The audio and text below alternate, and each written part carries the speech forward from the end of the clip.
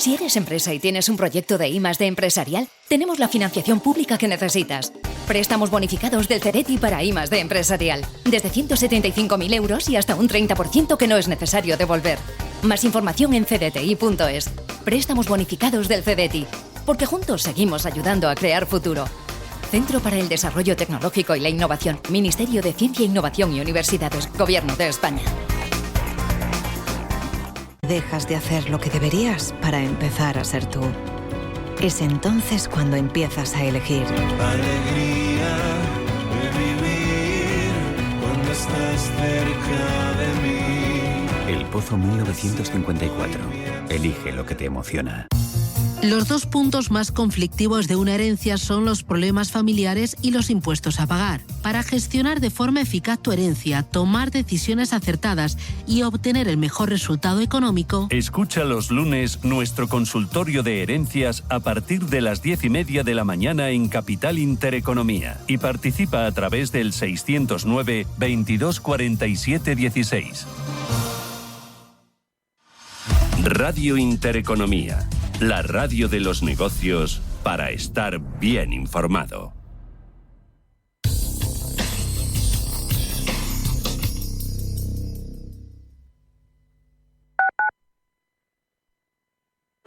Alquilar con seguridad suena imposible, pero con Arrenta es totalmente arrentable. Protege tu alquiler al mejor precio con Arrenta. Correduría especialista líder. ¿Conoces Banco Big? Somos tu banco de inversión y ahorro. Pero no solo eso, somos tu plataforma de brokeraje con todo tipo de productos, acciones, bonos, ETFs, fondos, futuros y además contamos con una demo técnica con 100.000 euros ficticios para que puedas aplicar todos tus conocimientos sobre el trading. Banco Big. Nos mueven tus valores. Debes saber que toda inversión conlleva el riesgo de pérdida de capital. Si eres un family office, un inversor institucional y quieres invertir, Sirena Invest es tu aliado. Sirena Invest es una promotora inmobiliaria con más de 15 años de experiencia en el sector inmobiliario polaco que ofrece invertir en una de las economías más pujantes y rentables del mundo. Polonia. Recuerda, sirenainvest.com con Y o llámanos al 648 019495. Otra vez en casa. Sin nadie que me diga hola o que me pregunte por cómo ha ido el día o cómo estoy. Y en su lugar, 4 paredes entre las que me siento atrapada. Alrededor de 3 millones de personas mayores en nuestro país sufren soledad. En la Fundación La Caixa trabajamos para acompañarlas y sensibilizar sobre esta realidad. Descúbrelo en escaperoomsoledad.org. Toda la actualidad, información y análisis en tiempo real sobre banca, empresas, finanzas personales, bolsa, gestoras y fondos de inversión en intereconomía.com. Con la opinión de los mejores expertos del mundo económico, empresarial y bursátil. Toda la programación en directo y con la posibilidad de escuchar en cualquier instante los mejores momentos de la emisora española líder en información económica. Sigue bien informado en intereconomía.com.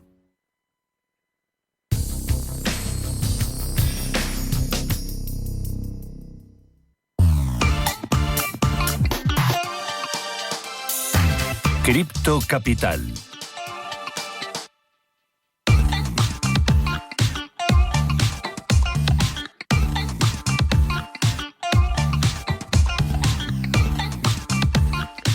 En este Cripto Capital, 18 minutos de la mañana, es martes 8 de octubre, ponemos el foco en FTX. Un juez ha aprobado el plan de bancarrota de FTX, el exchange que cayó en el año 2021, dejando al mercado completamente roto. Ahora la compañía tiene que devolver unos 16.000 millones de dólares en criptomonedas.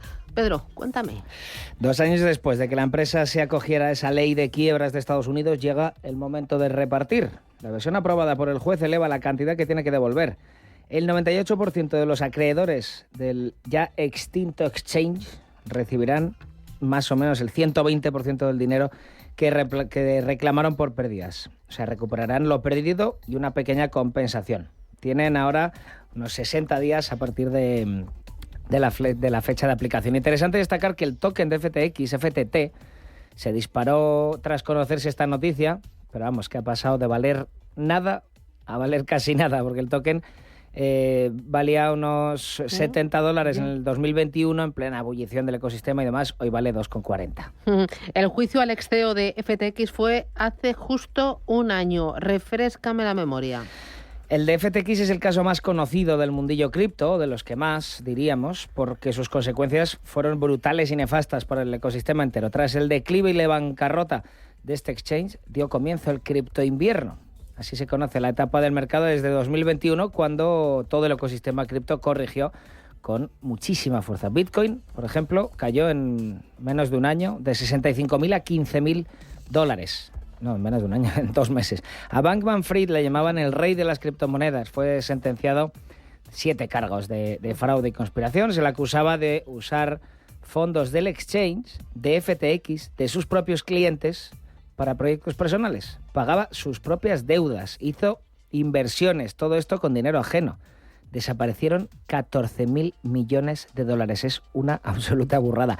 Tenía asesores a los que ni sabía ni cómo se nombraban, o sea, los utilizaba solo para firmar. Miguel Ángel Sepúlveda es analista independiente, hemos hablado con él, se alegra de este tipo de juicios, porque a pesar de que puedan venir mal momentáneamente a la imagen del ecosistema, al final sirven para aumentar y mejorar la regulación.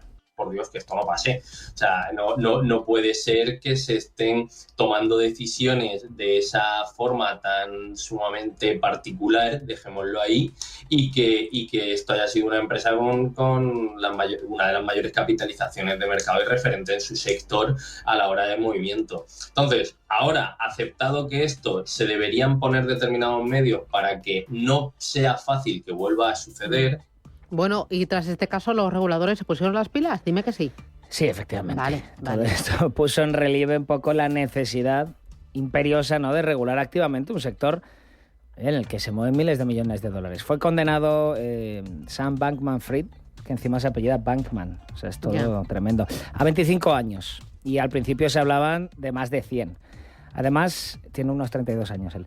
Tenían la empresa paralela Alameda Research, cuya CEO era la propia novia de Bankman, y cada depósito de un cliente en FTX se consideraba que era una deuda que Alameda debía a FTX. Cuando cayó el castillo de naipes, Alameda debía unos $8.000 millones. Y aparte, era un personaje muy conocido. Pagó a muchísimos famosos, les tenía en nómina y además financió campañas de políticos, tanto republicanos como demócratas. Fue entre 2020 y 2022 el segundo mayor donante del Partido Demócrata de Estados Unidos, solo después de George Soros. Así que un personaje muy conocido del mundillo cripto. Bueno, tremendo, tremendo. 10 y 12. Miramos ahora a los mercados, a los activos tradicionales y a la agenda, a las claves.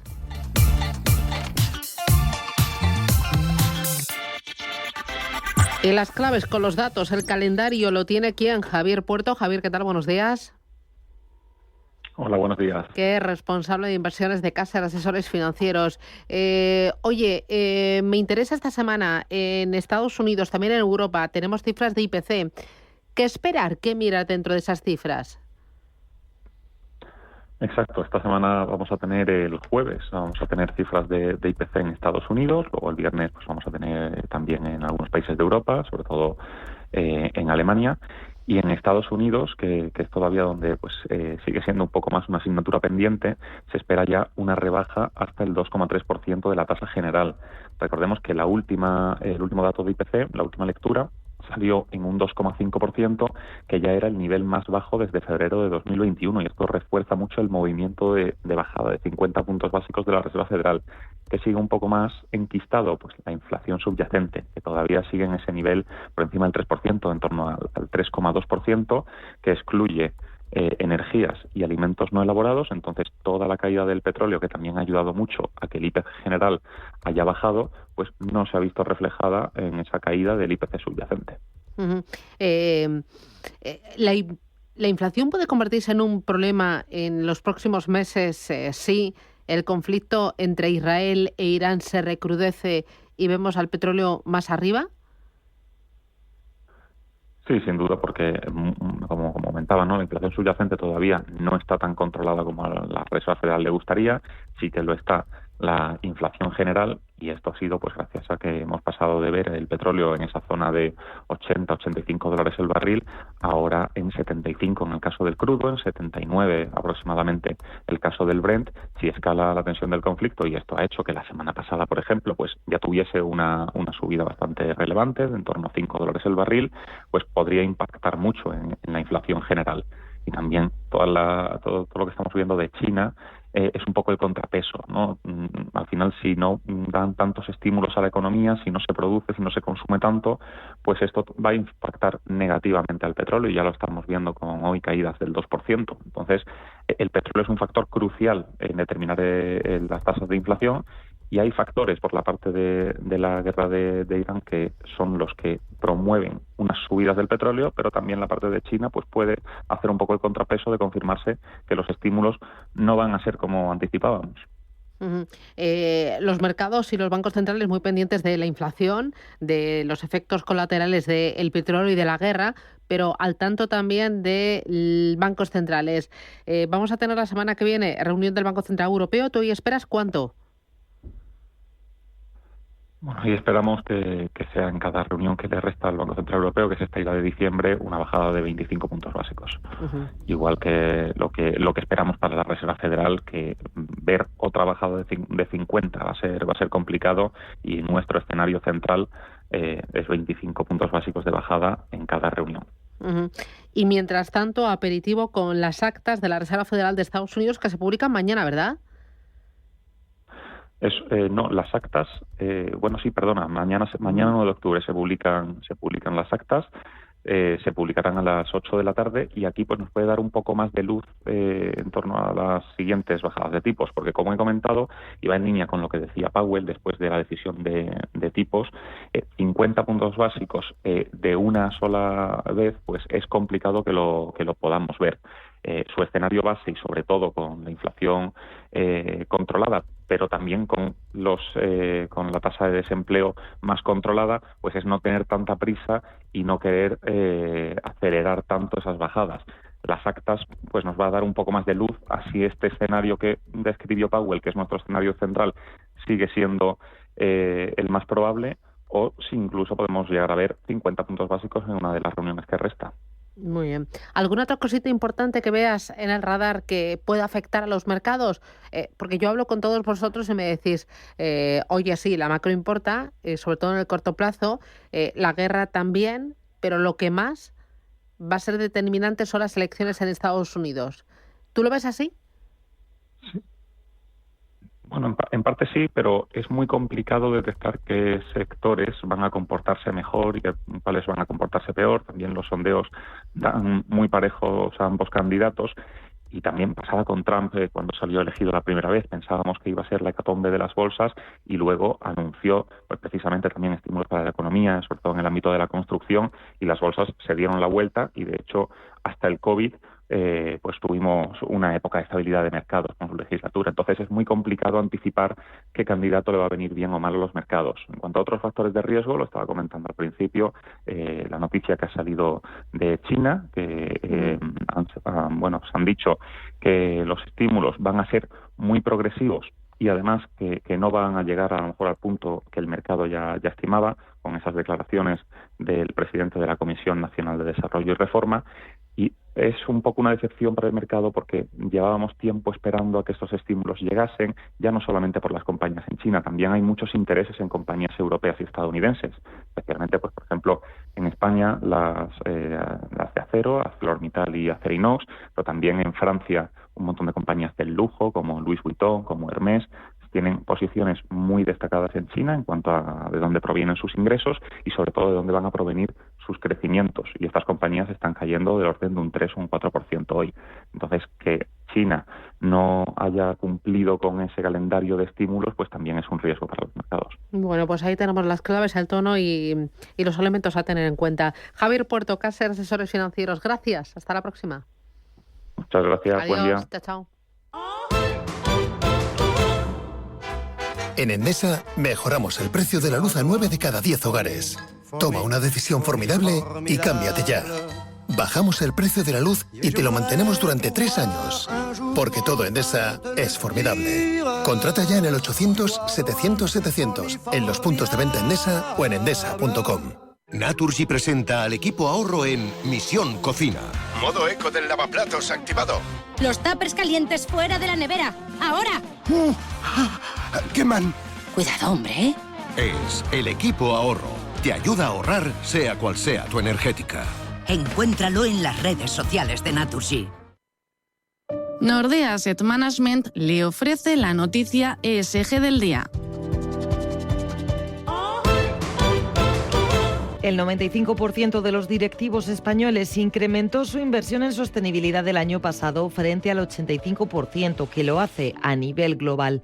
Por ello, casi 8 de cada 10 líderes empresariales confirma que el cambio climático podría influir en la estrategia y las operaciones de su empresa en los próximos 3 años, principalmente en los ámbitos vinculados con la regulación de emisiones, la escasez o el coste de los recursos y el cambio de patrones de consumo. Según un informe de Deloitte, la mayoría de los encuestados coincide en que las crecientes exigencias regulatorias enfocadas en la reducción de emisiones, la disminución de la biodiversidad y la presión de los accionistas han sido los factores que más han impactado e impulsado el número de las iniciativas de sostenibilidad llevadas a cabo en sus organizaciones durante el último año.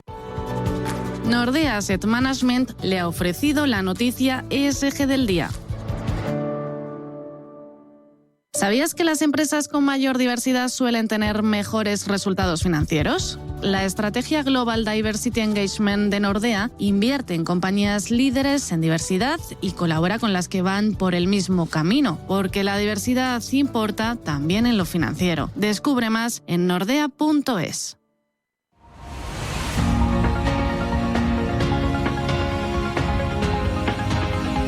El Foro de la Inversión en Capital Intereconomía.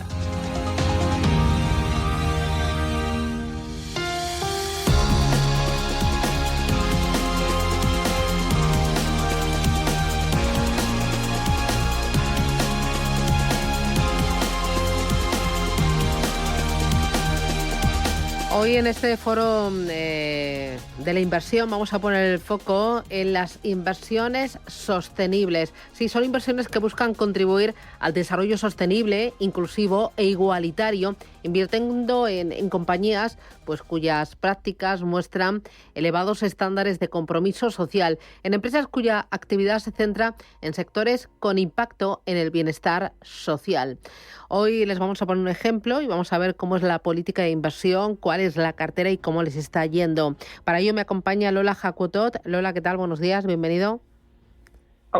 Hola, ¿qué tal? Buenos días. Lola Jacutot es responsable de renta variable de Finaccess Value. Oye, yo pensaba que esto de la sostenibilidad había quedado un poco a un lado, ¿no? Porque a los ahorradores le preocupaba más el petróleo, los bancos centrales o simplemente la rentabilidad.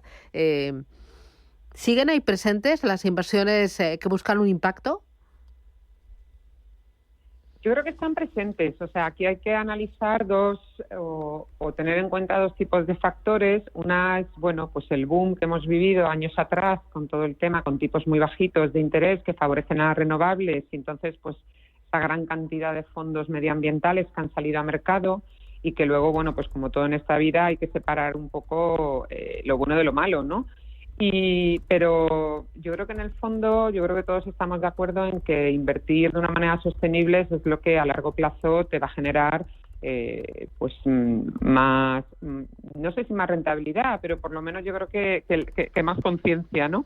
Entonces, en este sentido, yo creo que se ha separado mucho, que se ha limpiado mucho fondo y mucha inversión, y yo creo que sí siguen vigentes las temáticas, por lo menos en las temáticas en las que invierte Finaccess Compromiso Social, que al fin y al cabo no dejan de ser otra, bueno, pues de tener un mejor planeta, de tener las personas vivan cada vez mejor y bueno, y ayudar un poco a la sociedad, ¿no? Entonces, en ese sentido, yo creo que siguen vigentes. Otra cosa es, bueno, pues lo que estamos viviendo ahora mismo en mercados, que estamos centrándonos pues en otras situaciones, ¿no? Tenemos riesgos geopolíticos importantes encima de la mesa que afectan, bueno, pues al precio del petróleo y con ello a la inflación y al escenario de tipos de interés. Y luego también, bueno, pues no podemos olvidar China, ¿no? Con esa desaceleración económica que no consiguen levantar a pesar de las medidas, y que semana sí, semana no, bueno, pues nos estamos moviendo un poco en un tobogán en función de qué impacto pueden tener en la economía esas medidas. Vale. Vosotros tenéis un vehículo que se llama Finaccess, Compromiso Social Europa, invierte en renta variable europea. Cuéntame cómo es el proceso de selección. ¿Es lo mismo el proceso de selección de un fondo que no lleva el apellido Compromiso a un fondo que sí que lo lleva? No, para nada. La verdad es que, mira, en nuestro caso, por lo menos, tenemos que partir, obviamente, de un universo de inversión que está compuesto como por unas 800 compañías europeas, y a partir de ahí, bueno, pues se establece un filtro bastante exigente de qué tipo de compañías contribuyen a los objetivos que están en folleto, ¿no? Y esta selección se basa, pues, en dos pilares. En uno, en qué prácticas o en qué productos ofrecen a la sociedad, y para ello tienen que tener pues más del 50% de sus ingresos, tienen que demostrar que contribuyen a cualquiera de las temáticas que hemos elegido en el fondo, que en concreto son 5. Está la temática de salud, la temática de ciudades sostenibles, la temática de educación, la temática de inclusión financiera y la temática de, bueno, pues de un poco de bienestar social, ¿no? Y en función de eso, una vez que hemos identificado esas compañías, también tienen que pasar un segundo filtro, que es que ya nos metemos ahí en las entrañas de la compañía para ver qué prácticas empresariales una por una están llevando, bueno, pues con sus políticas de compra, de aprovisionamiento, políticas con empleados, políticas de producto. Y ahí también, bueno, pues tienen que tener un estándar muy elevado, hacemos un ranking y tienen que tener, pues por encima de B-, ¿no? Entonces, una vez que nos quedamos con esas compañías, que son como 220 compañías de 800, o sea, el cribado la verdad es que es muy importante, pues ahí entramos a hacer lo que es el análisis fundamental, y ahí, bueno, pues un poco esto es más conocido por todos, ¿no? Pues empezamos a ver ya, pues qué ingresos, estabilidad de márgenes, generación de caja, poco endeudamiento, buen equipo directivo. Entonces, bueno, pues ahí ya empezamos ya con la parte financiera, ¿no? Los criterios financieros, los criterios extrafinancieros los hemos incluido en ese primer cribado que hemos hecho. Y a raíz de ahí, pues construimos la cartera, pues con unos 40 valores que tiene ahora mismo la cartera. Y, por ejemplo, las mayores posiciones, ¿cuáles son? Porque me decías 5 temáticas: salud, educación, inclusión financiera, ciudades sostenibles, bienestar social, pero hay de esas 40 valores, las 3 primeras posiciones, ¿cuáles son? Pues las primeras posiciones ahora mismo, bueno, tenemos una compañía que se llama Bayerdorf, que es una compañía alemana que es la dueña de Nivea y de medicamentos o de tratamientos para la piel, como es la marca Eucerin, que es una compañía que la verdad es que sigue creciendo. Para que nos hagamos una idea, Nivea tiene una cuota de mercado en Europa muy elevada y sigue creciendo a tasas del 5 o 6%, ¿no? Y Eucerin también es uno de los principales productos dermatológicos en este sentido. Luego también tenemos una compañía que se llama Essity, que es una compañía que lo que hace es todo tema de tratamiento de cuidado personal de papel. El principal producto es un producto para la incontinencia de las mujeres, que se llama Tena Lady. Y luego ahí ya, otra posición importante sería Novo Nordisk, que tenemos, la conocemos todos, ¿no? El tratamiento para la obesidad y para la diabetes son sus principales productos, y la verdad es que son medicamentos que están en fase de crecimiento bastante importante. Y una compañía en salud un poquito menos conocida que se llama Lundbeck, que lo que hace es pues todo el tema de medicamentos para la salud mental, no solo Alzheimer, esquizofrenia, sino tiene un producto muy importante para las migrañas. Yo creo que aquí, a raíz del COVID, además, se ha dejado un poquito de lado el cuidado de la salud mental, y si pensamos que es fundamental para la sociedad, pues tratarnos no solo físicamente, sino también en el aspecto de la cabeza, ¿no? Por decirlo de alguna manera. Y luego ya, tenemos un poquito más de diversificación. En la parte tecnológica tenemos a SML, que es una compañía, que opera en un oligopolio y que es esencial para todo el tema del desarrollo de la conectividad y de todo el tema de inteligencia artificial, que está ahora tan de moda. Y luego, pues tenemos, aparte, más compañías más dedicadas, algunas un poquito más al ámbito cultural, por decirlo de alguna manera. Tenemos la británica Pearson, que se dedica a hacer libros de textos para para estudiantes, o inmobiliarias, Edifica en este caso, que es una inmobiliaria belga, que alquila todos sus inmuebles con fines o de clínicas médicas o para residencias de ancianos. Entonces, bueno, pues más o menos así tenemos un poco estructurado el fondo. También tenemos bueno, pues compañías como Schneider, muy vinculadas a todo el tema de la economía circular, y compañías como Ignor aquí en España. ¿Rotáis mucho la cartera? No, la rotamos muy poquito, tiene una rotación muy bajita porque la verdad es que estamos bueno, muy cómodos con las compañías que tenemos, las estudiamos en profundidad y a no ser que haya un cambio importante del equipo directivo o de la situación, pues no rotamos.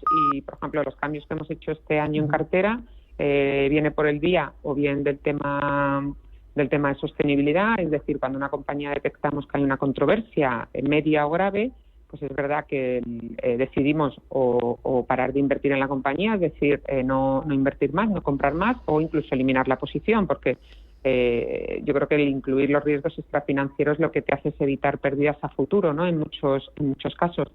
Y en este año más o menos, pues los cambios que hemos hecho desde verano, por ejemplo, hemos rebajado mucho la exposición que tenemos al sector automóvil. Es un sector que nos da bastante miedo. Sí depende mucho de todo el tema de los coches chinos. Estamos viendo recientemente muchísimos profit warning. Prácticamente todas las empresas europeas de automoción están haciendo profit warning, con lo cual aquí lo que hemos hecho ha sido rebajar el peso o incluso eliminarlos en algunos casos, el peso del sector automóvil. Hemos rebajado también un poco el peso en finanzas. Si pensamos un poco que el tema de tipos, de subida de tipos ya está agotado y los bancos lo han hecho muy bien, pues teníamos en cartera, por ejemplo, Commerzbank y hemos rebajado a la mitad con esta subida, además que ha habido con la entrada de Unicrédito. Y lo que hemos hecho ha sido rotar pues todas estas posiciones un poquito más cíclicas a sectores más defensivos. Pues hemos incrementado en salud, en la compañía Lundbeck, lo que te contaba. Hemos incrementado también en inmobiliarias, que pensamos que con esta bajada de tipos pues podía empezar a aflorar valor.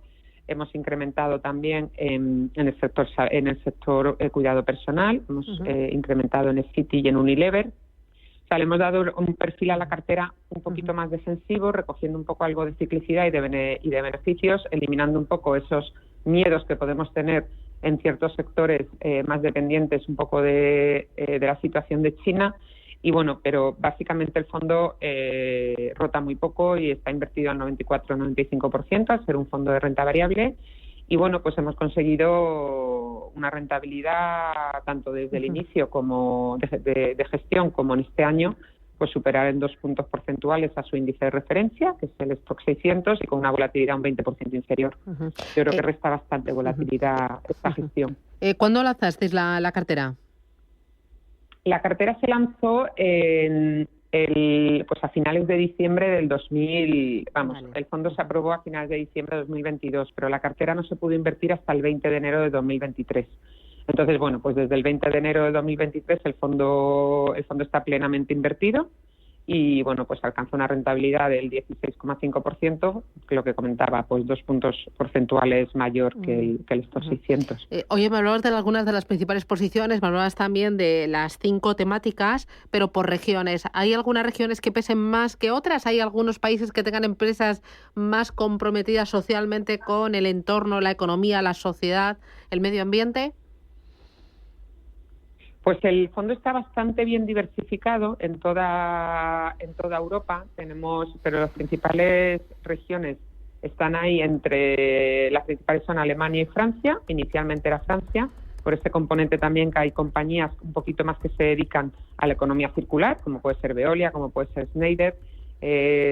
Pero luego, a raíz de las elecciones francesas, nos dio un poquito de vértigo Francia, sobre todo aquellas compañías que dependían más de presupuestos públicos, como pueden ser Eiffage, la concesionaria, que rebajamos peso, e incrementamos en Alemania. Alemania no todo es industria y autos, aunque tiene un elevado peso, sino también tiene compañías, bueno, pues la que comentaba, Bayerdorf, de cuidado personal, o compañías, por ejemplo, como Munich Re, que es verdad que últimamente se ha visto un poquito afectada por el tema de huracanes, pero que es una compañía muy sólida. Y las siguientes posiciones en cuanto a países, pues serían Países Bajos, que ahí sí encontramos, la verdad, que bastantes compañías muy enfocadas al ámbito social, Y bueno, España también tiene su peso, ¿no? También tiene su representación. Y luego, bueno, pues un poquito de todo, ¿no? Italia, Reino Unido, Dinamarca, está bastante bien diversificado. La verdad, encontramos oportunidades para invertir en el tema social en muchos países de la Unión Europea. Oye, para terminar, me interesa rentabilidad a lo largo de este año, rentabilidades de lanzamiento y la volatilidad. Pues mira, este fondo tiene ahora mismo una volatilidad del 9,60 en el último año, a 365 días, pues frente a una volatilidad del 12,5 más o menos que tiene el índice. Entonces, bueno, pues lo que comentaba, 20% menos que el índice de referencia, y la verdad es que se suele comportar bastante mejor en bajadas, y luego las subidas, al estar invertido al 95%, pues las suele hacer también de manera satisfactoria. Bueno, pues ahí tenemos esta estrategia Finaccess Compromiso Social Europa y esa visión, esa estrategia, esa filosofía de inversión del equipo de Finaccess Value. Lola, un placer, muchísimas gracias, abrazo fuerte a todo el equipo, cuídate y ya por el martes. Adiós. Igualmente, chao, muchísimas gracias. Adiós. A vosotros, siempre.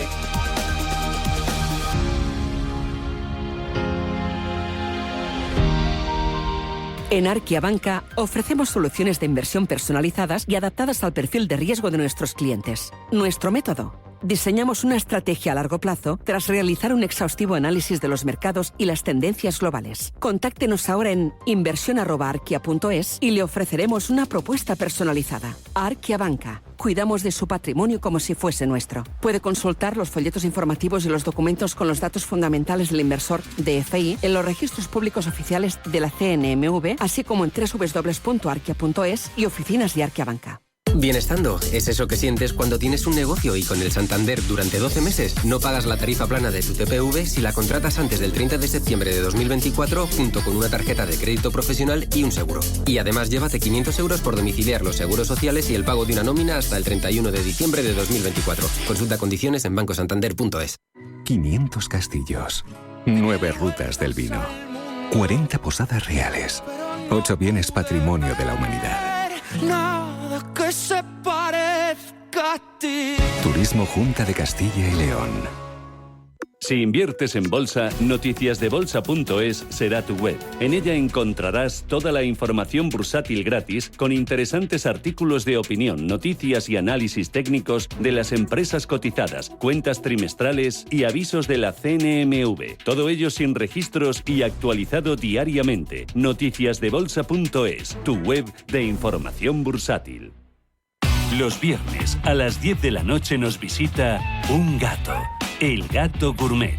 En Radio Intereconomía, Andrés Sánchez Magro presenta una guía semanal gastronómica, enológica, de restaurantes, literaria, musical y con todos aquellos ingredientes para cocinar la buena vida. El Gato Gourmet, con el patrocinio de Marqués de Riscal. Los viernes a las 10 de la noche en Radio Intereconomía.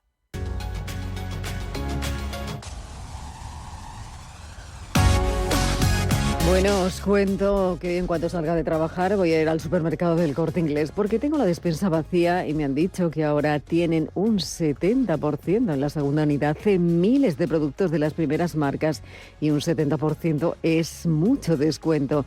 He visto el atún claro en aceite de oliva Albo, que me gusta el pack de 6 latas, y también los Special K de Kelos para el desayuno. Además, para celebrar la Oktoberfest ahora te dan un 30% de regalo de todas tus compras de cervezas superiores a 10 euros. Y en Bodega te llevas un 21% de regalo en una gran selección de vinos, cavas y licores de Bodega para utilizar en una próxima compra de Bodega. Increíble, ¿no? Y también pues voy a aprovechar para comprar productos frescos de temporada, que en el Corte Inglés siempre son de calidad y tienen un precio increíble. No lo dudes, haz como yo, acércate a Supercor, Hipercor o el supermercado del Corte Inglés y encuentra todo lo que necesitas para tu compra diaria con las mejores ofertas. Recuerda que puedes hacer tus compras en tienda, en la web o en su app. ¿Qué necesitas hoy?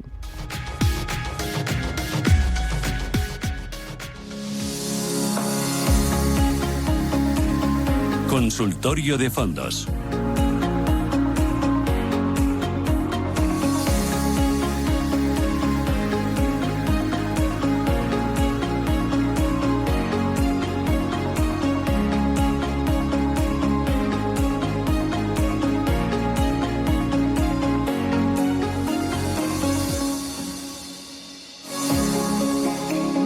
minutos, llegamos a las 11. Esto es Radio Intereconomía. Arranca el consultorio de fondos de inversión con ustedes, cómo no, 915331851.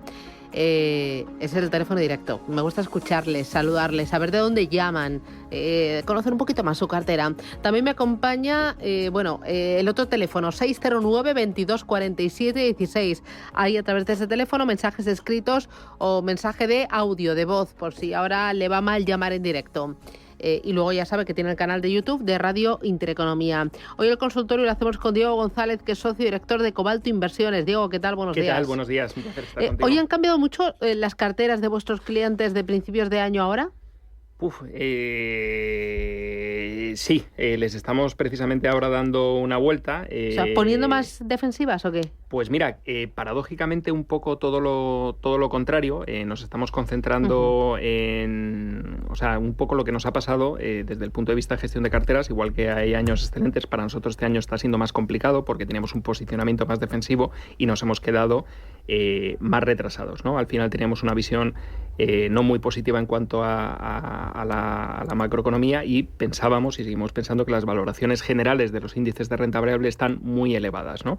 Y eso es cierto, pero por otra parte pensamos que el mercado tiene tiene la vista más puesta no a una recesión o ralentización económica, sino a una bajada muy abrupta de tipos de interés, ¿no? Lo cual representaría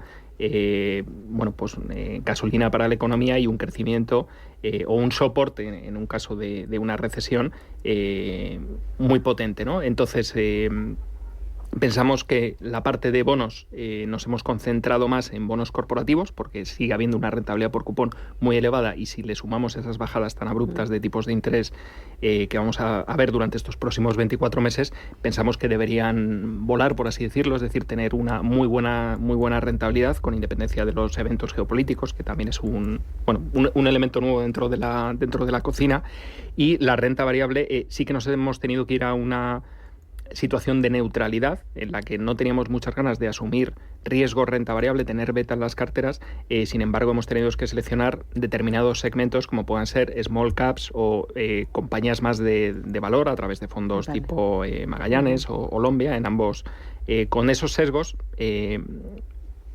debido a que pues tenemos que tener desgraciadamente más exposición a la renta variable, aún no queriéndola, y más en momentos como los actuales. Y cuando hablas de más exposición a la renta variable, más tecnología, más temáticos, más Estados Unidos, con divisa cubierta. No, el tema de la divisa cubierta siempre es un tema que comentamos aquí, con independencia de la visión euro-dólar.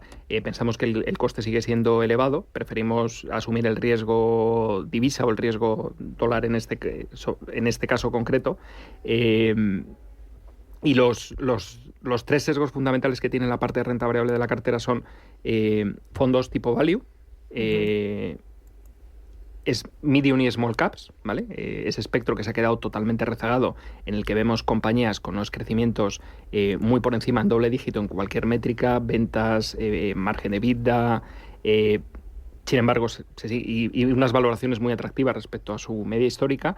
Pensamos que hay una oportunidad de valor, lo sigue habiendo en el value, y en crecimiento, en la parte más de growth, hay determinados fondos que se han quedado también rezagados con gestores muy potentes como Selner, que mantenemos posición porque creemos en la casa a nivel de gestión y en las compañías que tienen en la cartera, y este último año, 2 años, se han quedado muy rezagados. Entonces pensamos que sigue habiendo valor. Entonces, al final, un poco a modo de conclusión, nos hemos puesto neutrales, que veníamos muy rezagados, no con muy pocas ganas y más en el momento actual, sino pues viendo un poco las dinámicas de mercado de esas bajadas de tipos, ¿no? De toda la expectativa que hay de esa. Voy a dar paso ya a los oyentes, pero me interesa también qué papel están jugando los fondos de alternativos en vuestras carteras.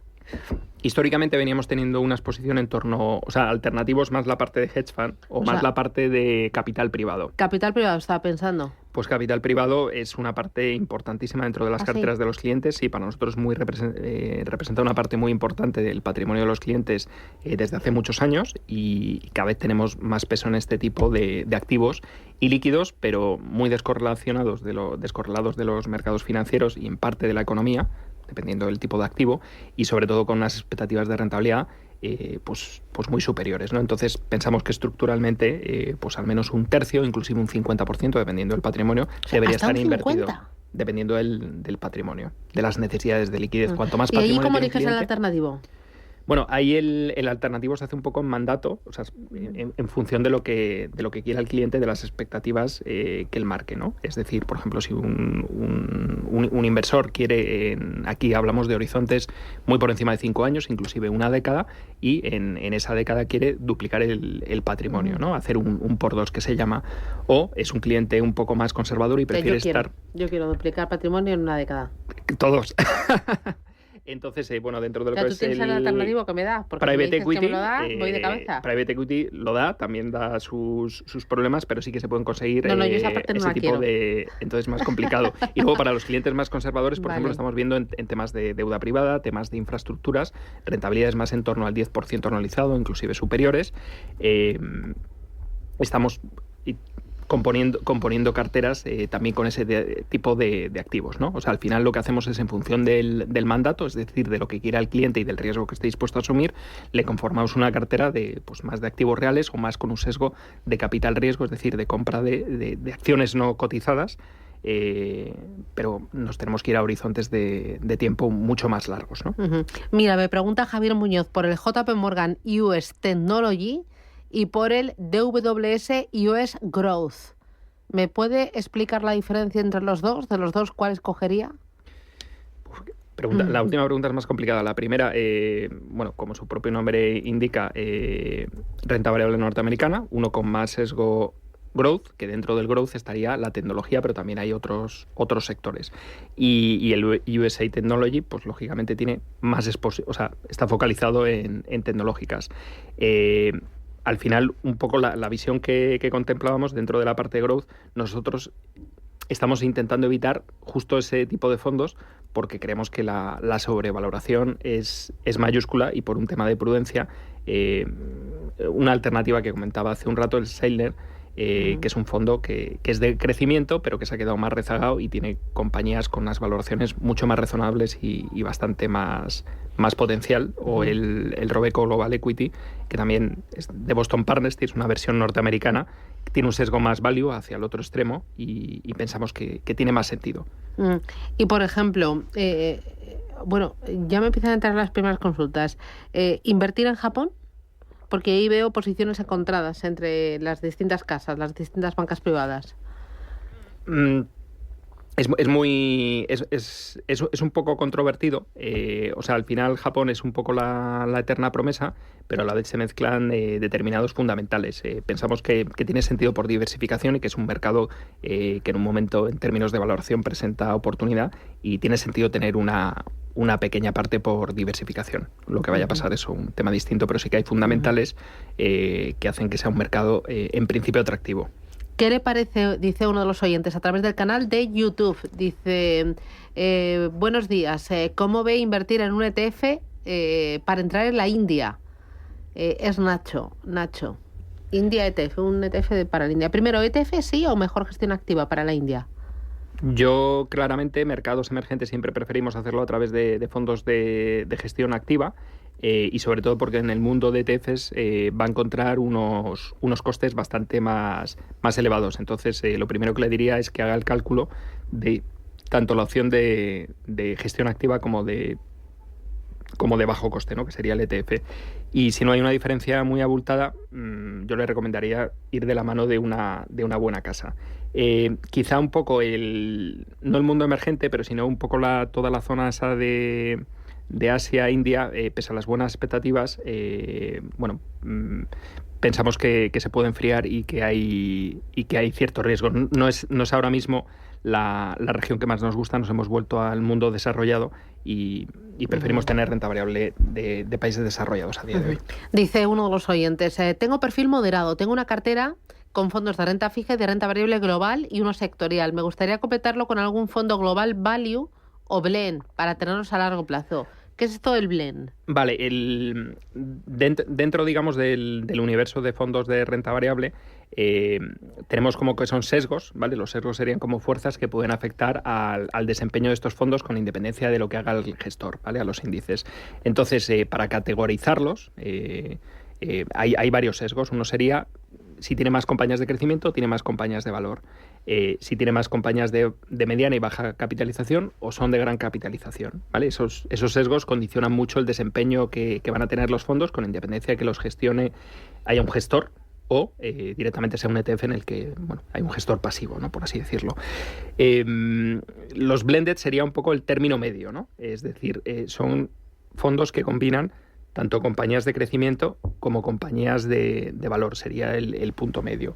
Entonces, en ese sentido, por ejemplo, si quiere un fondo de renta variable global, el Robeco Global Premium Equity, ¿vale? Que es un fondo que además ahí tenemos un sesgo a valor, pero también tenemos cierto sesgo, sin ser un all cap, tenemos un sesgo también, tiene parte de pequeñas y medianas compañías, lo cual siempre nos gusta porque da un extra de alfa.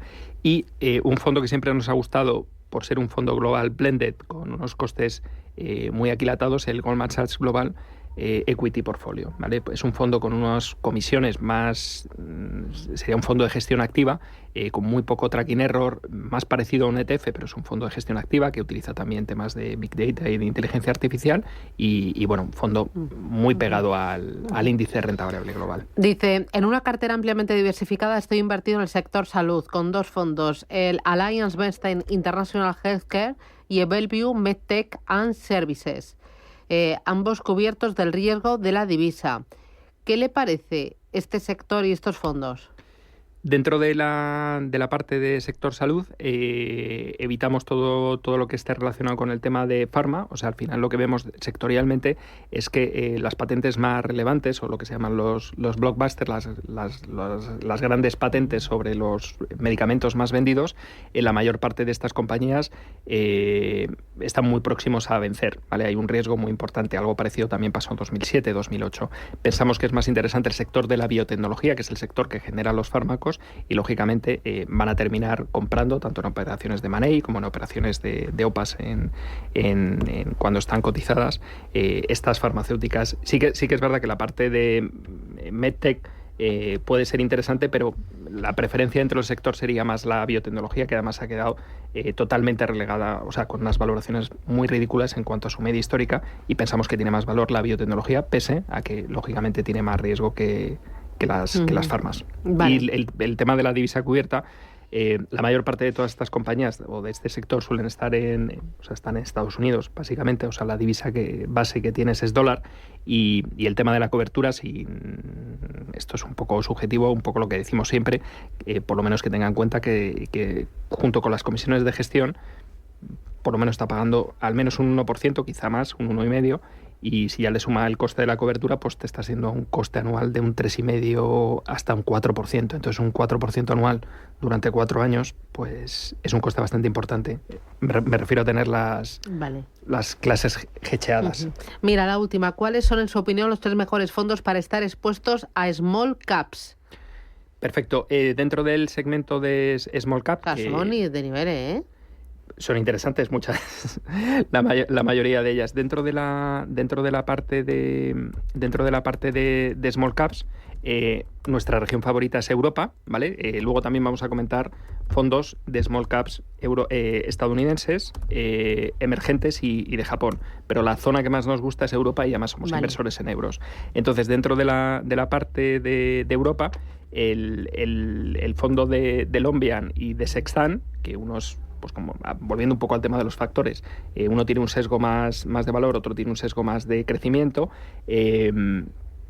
más el Eleva Leaders Small and Mid Cap, junto con el Magallanes Micro Caps, son los fondos que tenemos seleccionados dentro del espectro europeo, pequeña capitalización y también un poquito de mediana.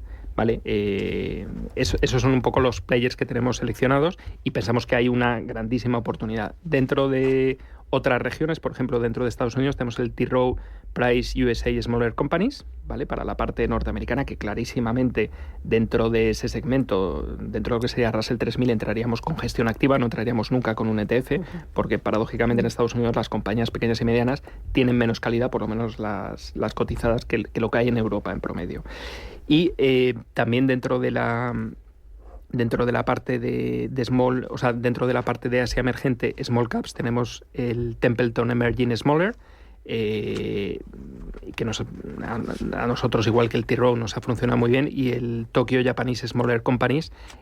También hay una oportunidad bastante interesante en Japón, más allá de la renta variable japonesa, dentro de este segmento, que es, bueno, pues para tratar casi en un programa, porque hay una serie de cambios que está habiendo en Japón dentro de la pequeña y mediana capitalización, que le van a dar un impulso importante a estas compañías. O sea, al final lo bueno que tienen, y por concluir, es que si incluimos fondos de small cap de distintas regiones, geográficamente hablando, vamos a generar un nivel de diversificación elevadísimo, a la vez que un potencial de rentabilidad pues mucho mayor que tener grandes empresas, ¿no? Un poco bajo la lógica de que las compañías de pequeña y mediana capitalización, en principio, pues tienen más potencial de retorno o de crecimiento que compañías de gran tamaño, que tienen posiciones competitivas muy relevantes, pero con crecimiento más difícil. Bueno, hay nivel entre los oyentes, ¿eh? ¿Te das cuenta? Sí, sí. Si eres empresa y tienes un proyecto de I+D empresarial, tenemos la financiación pública que necesitas. Préstamos bonificados del CDTI para I+D empresarial. Desde 175.000 euros y hasta un 30% que no es necesario devolver. Más información en cdti.es. Préstamos bonificados del CDTI. Porque juntos seguimos ayudando a crear futuro. Centro para el Desarrollo Tecnológico y la Innovación. Ministerio de Ciencia, Innovación y Universidades. Gobierno de España.